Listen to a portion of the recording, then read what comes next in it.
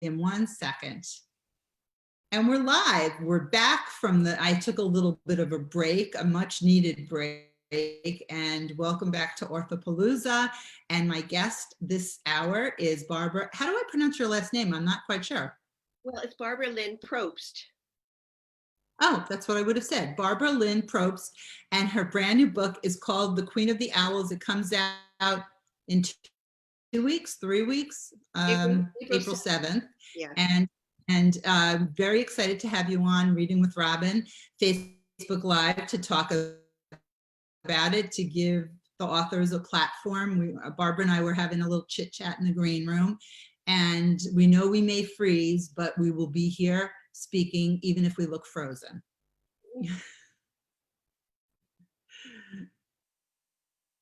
Are we frozen? No, we're not. We're good. I was just waiting for you to ask me a question. It's so funny. Like sometimes it's like did you ask a question or are we frozen? I know. And it's exactly. So funny because there's that idea of no dead air. I don't have a copy. Will you show me? Will you show the audience a copy of the Queen of the Owl? It's beautiful, Barbara. Yeah, I have to tell you, it's so funny. When they first designed the cover, I hated it. It wasn't what I had in my mind, but I love it now. And she was brilliant. What she wanted to do was have a picture of one of O'Keeffe's paintings in the background. So you can sort of see, this is called White Iris in the background there. It's very cool. Yeah, so it's evocative of that. But it is interesting when you have an idea in your mind, and we know that marketing often has very different ideas, but it's your book. So you are working on this book and you get a sense of what you think a cover might look like, and then something arrives, but now you love it. You know, and that's so true. It's really interesting. There are things where you have to really fight for your vision. And then there's other things where you have to be open and say, you know what, let me just not be so rigid. Let me stop and let this in and see. It's always a kind of moving target. It's really interesting, right? I mean, that's the name of the game right now. This is not how I pictured my launch, but right. It's going to be different. And I have to say publicly that thanks to people like you, I cannot believe the kindness and the generosity of so many supporters of authors, hosts of sites, bloggers, people who are just opening their hearts to us. It's just unbelievable. So for me, that's the one part of this horrible time that I'm treasuring. So anyway, I'm thrilled to be here. Thank you.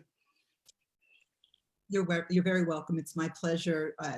And this really did come together very quickly. And I appreciate all the authors' articles and clips and little helpful hints for an interview, which at other times would be super helpful. But because we're doing these back to back, and boom, boom. Right. No illusion.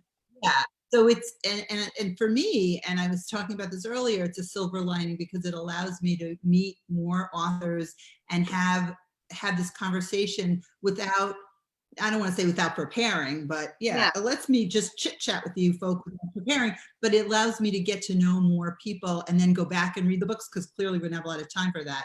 But this is your time to share about this book, and we know tours and all of this, everything is in an upheaval, and like you said, you wait for this book to come out, and this is not how you pictured it, which is kind of one of those things. But my hope is that with all of the people that are dropping in to open up their platforms, that the books reach even a wider audience. So that's my hope. I tell my fellow authors everyone is, wringing their hands and having different reactions, that a book is not like a bottle of milk. It's not going to go bad in a week. It's more like a bottle of wine that you can open it and drink it. I mean, seriously, that particular metaphor has comforted me a lot. And, if a book only lasted a couple of weeks, that would be sad. So this is just another way. And also, it's all about reaching people and having conversations. So that can happen in multiple ways over multiple months. And again, just having to give up the idea of the live event, which is only, it's an hour, but the book hopefully is years. Yeah. So anyway, I'm probably overdoing that point, but it's a process I think a lot of us are going through and coming to that acceptance. We wrote the book to reach people over time. We wrote the book for the readers. So how the readers find it doesn't really matter, right? I'm still back on the fact that it's not going to spoil. Plus, if you are lactose intolerant, you have a problem with the milk. But most people can drink their wine. And I think that talking to authors and sharing books in a community and connecting with readers and having mindful, positive things to do, I think that nothing exemplifies what we're going through more right now than having the power of story and the peace of having that connection to a book. Like, to me, this is like kind of it. And I almost, not to be too woo-woo about it, but I've been doing this for 18 years and I've never obviously seen anything like this in all these years, but I feel like these connections and that I've built this platform and I have all these amazing readers who love to share books. Like, this is it. Like, I love my live events and we have a lot planned and I can't even think about some of that, but really the essence of sharing the books that because truly that's what I love to do. Sit down and read a book. That's what I love to do. So this is really getting back to where it all started for me, connecting with readers and connecting readers and writers. So tell us about Queen of the Owl. Okay, yeah, and I just have to second everything that you said because it gets you down to the essentials, right? And what's so fascinating for me in this is that this book was also a journey for me, and bringing it to people, how do I want to say it? What I'm already discovering is I can't hide behind some persona of a writer or something. I have to just be a person. I have to be a human. And in talking about the book, it's actually freeing something in me in a way I never expected. So while Queen of the Owls, here it is again, is not. Yes, I have it. Yeah, I know, it's really pretty, right? Yeah, it really is great. So it's not a thinly disguised memoir, but of course it's me. It came from my life. It came from everything I experienced. So it's about a woman who always defined herself as a brain and has always done the logical, responsible thing, and how she comes to claim the parts of herself that she's neglected, denied, avoided, claiming her own beauty, her own body, becoming the whole person behind all those roles that we play. And it's framed around the art and life of painter Georgia O'Keeffe, which is a whole nother story. We might probably run out of time. But so for me, yeah, I was the brain. I was obviously the brain, but I had my journey, and I feel very passionately about this, actually, that you can have a message. You don't want to preach at people, but if it's couched in a really good story that is just a darn good plot, that you can also touch something deeper than just an entertaining story, that it speaks to something in probably more in women than in men, but in the human experience of what are the parts of myself I have not embraced. And if I go there and I embrace them, I'll feel a kind of freedom and wholeness that I always longed for. So again, you're not going to preach at somebody, but you have to frame it in a relatable story. So the whole Georgia O'Keeffe thing was one of those connections that I didn't really plan initially. It kind of found me. So I had to learn so much about O'Keeffe. I went and I visited all the places where she lived and worked. I even got some private showings of some of her paintings that are not on view. Did all kinds of things to really learn. And I'll share one kind of cool thing that's not exactly a spoiler alert, but in the story, this photographer convinces my protagonist, who's writing her dissertation on O'Keeffe, that the only way she can really understand O'Keeffe is to do what O'Keeffe did, which is to pose nude. So I did not pose nude, but not yet, let's say not yet. But kidding, joke. But in the process of, you never know, of working on the book, I actually had to pose for a headshot for my website, and I never ever wanted to have my picture taken. And in posing, in working with this photographer for this headshot, I went through this letting go, this kind of release, and letting myself be seen and revealed. And it was a mini version. And I suddenly really understood what it was I was writing about. So there have been Wow. experience after experience like that of, of, of being seen, just as my protagonist had to be. So I just think there are these layers and layers that in writing a book, in bringing it into the world that you don't even know are going to happen to you. Right. And then you look back on that experience, or people start discussing your book and other things come to mind, and there's so much that goes into that whole, you're Amazing. pouring your heart into your book. And while a lot of times readers will say, is that you, is that, and sometimes get a little hung up on that, pieces of an author or experiences that got filtered through some way, but readers love to know. And that's one of the exciting things about putting readers and writers together. And then I've had that experience where an author is realizing something as they're sharing it. And it's like, Exactly. and then we just go off in that direction. And that's the amazing connection. Can we see your author photo? I want to see the photo now. Oh, I Is have it to pull in it up your on book? my Can I see it? I have to pull it up on my laptop. I wonder if I can do that from here. It's a really, I know. really good. You know, when you do this, Barbara, Yeah. when you go back to the Facebook page, and I'll tag you, and you can read Okay. what the comments are from my fabulous Reading with Robin readers. You can click on one of the comments and just add your picture in, because now, of course, I'm dying to see the picture. Yeah. Yeah, okay, Yeah, now I gotta see. Yeah, that's great. Like, it's fully clothed, like I said. But well, what's really interesting, just to get back to what you were saying, is that I've thought a lot about this, and that I think you have to have your own experience as a human being, and you take that experience and you find the essence, and then you take that essence and you re-embody it in an event, in a fictitious event. And that's, to me, what it means to write from your life. It's so you understand it emotionally, but you have re-embodied it in a completely invented character or situation, right? So it's like a two. Right, you're not.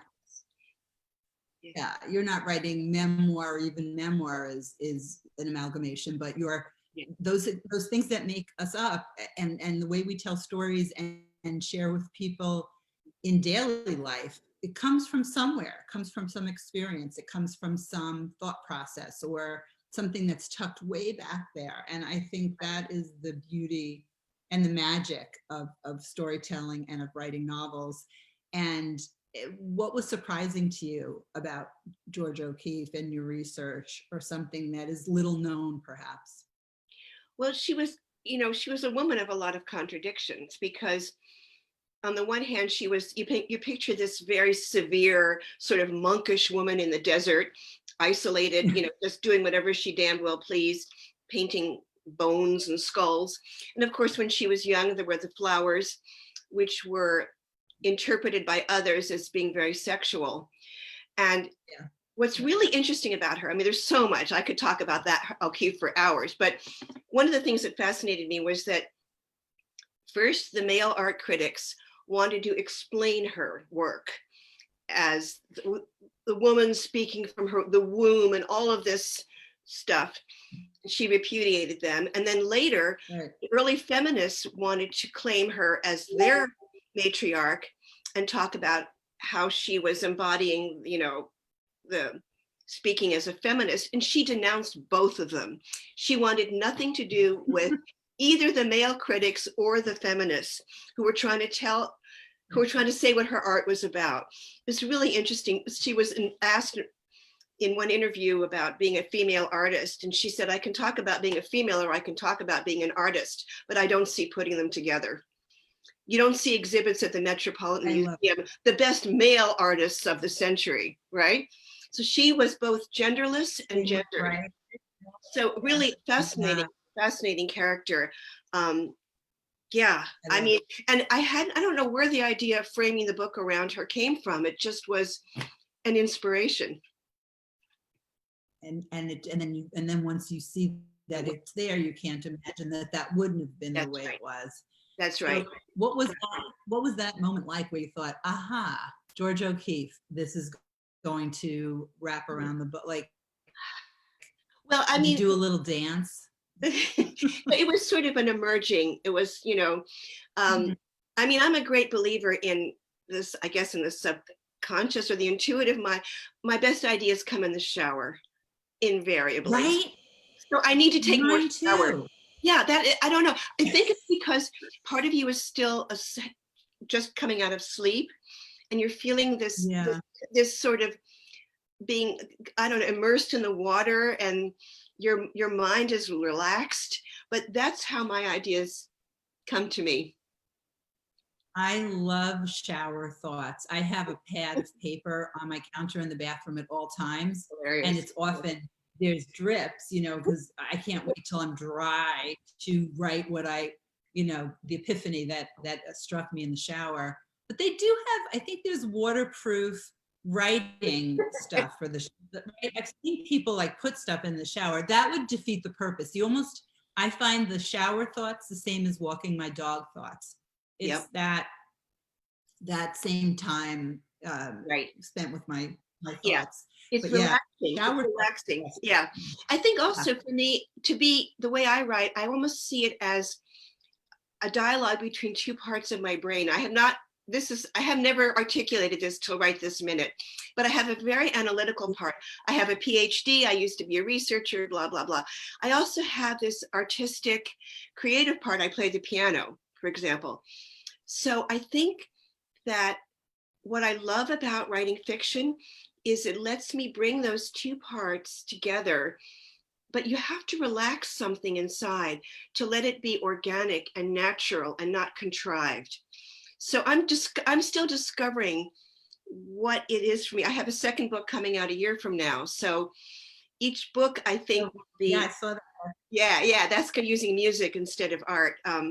But I think if you aren't continuing to learn and grow and re-gifting that to the world, then you stop. So this is like super cool. Right, isn't it? Yeah, it is. And I like that you just sort of brought that together, which is what I kind of just said. Yeah. It's those moments of, oh, I've never thought about it this way. And that's why speaking with authors is, and when I first decided to do the radio show, Yeah. and it was like, well, talking to authors, what are you going to do? You're going to read with them? What are you going to do? And I was like, authors are the most fascinating people, and the way they observe everything around them, and the way they eavesdrop so well, and the way they make sense of the world.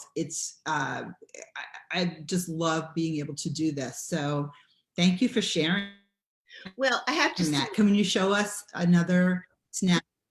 of the book. What? Yeah. Yeah.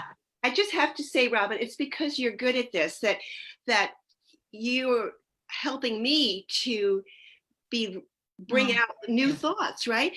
I mean, one last thing is, when I started this, I thought, oh, I'm so uncomfortable with the idea of, buy my book. But it's not about buy my book. It's about conversations with you, with the book clubs. It's all about connection. So cool. The book clubs are amazing, and I'm glad that you brought that up, because I was going to suggest this would absolutely be a great. Of course, in the old world from a week ago, I would say go to a museum, go see a Georgia O'Keeffe. Do you have that? Go to see an exhibit, and those things will all come back. But now we can do it virtually. But absolutely, book clubs, put this one on your list, and Barbara will go back and answer questions on the Facebook page and share her author photo, which I'm dying to see. So you have book club questions in the back? Is that what you were showing me? Yeah, it doesn't really come across. There's a reader's guide of 12 really kind of, I don't want to say, they're not straightforward questions. There's a lot of issues about art, about feminism, about relationships, about the body, about being a woman, about being a mother, that have no simple answers. So those were the kind of questions that I created at the end. So enjoy. Those are the best kinds of questions, because we don't have answers, but we can discuss things and get to some kind of discuss enough to understand, and then be open to the fact that it might change, and that's okay too. And keeping things fluid and keeping everybody reading. And I am thrilled that we got this opportunity. And I'm taking a little break, and then I think I'm coming back. Reading with Robin Gang, don't go too far, but I'm gonna reset the table, as they say. And it's Queen of the Owls and Barbara Lynn Probst, and you can visit her website and find her on social media channels, and put this one on your list, and it's available for pre-order. And I'm also suggesting, if you'd like to go to your local independents and you can't get there, all of them are shipping books. Many are doing free shipping. And so we're trying to support the whole beautiful book world. So a pleasure to see you there, Barbara. Yeah. Okay. Thank you. Keep in touch. Okie doke. Thank you. Bye-bye. Thank you. Bye-bye.